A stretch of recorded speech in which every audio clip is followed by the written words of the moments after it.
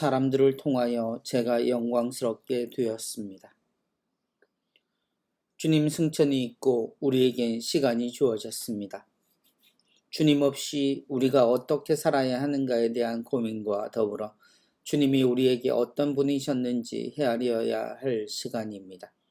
그래야 우리가 무엇을 어떻게 해야 할지도 따라 결정될 수 있기 때문입니다.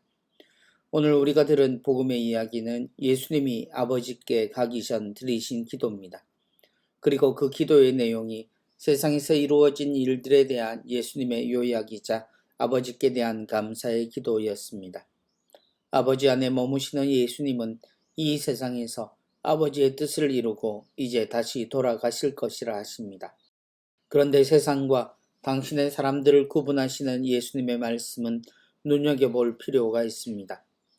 예수님의 생애가 세상의 구원의 길을 열어놓은 것은 사실이지만 실제 세상이 변한 것은 아니었습니다.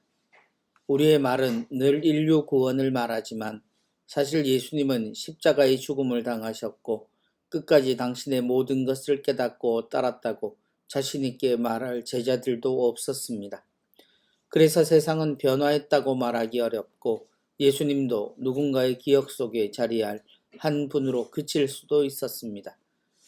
그러나 예수님은 당신이 하실 일을 다 이루었다고 이야기하십니다. 그리고 당신이 함께 하시며 하느님 아버지의 뜻을 알려주신 그들에게 모든 것이 다 넘겨졌다고 이야기하십니다.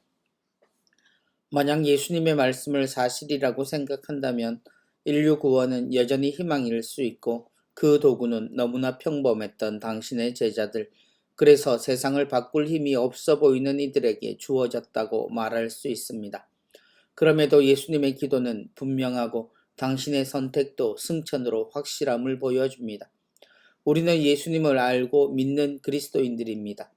우리가 대단한 사람이어서 이 신앙으로 세상을 바꿀 수 있을지는 모르지만 우리는 그저 우리의 삶에서 어떤 태도를 지니고 무엇을 실천해야 할지만 압니다. 그것이 주님이 가르쳐 주신 것이니 말입니다. 서로를 사랑하는 것, 벗을 위해 목숨을 내놓을 수 있는 전적인 사랑으로 사람을 아끼고 이 근본이 하느님에게서 왔다는 것을 아는 사람으로 사는 것이 그것입니다. 그런 사람이 지도자가 되고 선생님이 되고 아버지와 어머니가 되는 것입니다. 또 이것을 아는 자녀로 사는 것이 우리가 그리스도를 믿어서 할 수 있는 일입니다. 사람이 바뀌는 것이 세상을 구하는 이치입니다.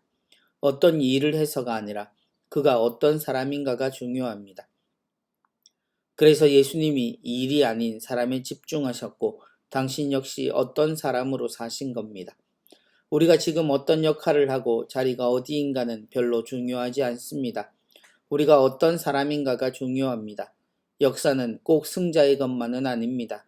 2000년을 이어온 예수님의 가르침에 우리가 벗어나지 못하면서 그 힘과 사랑을 느낄 수 있습니다.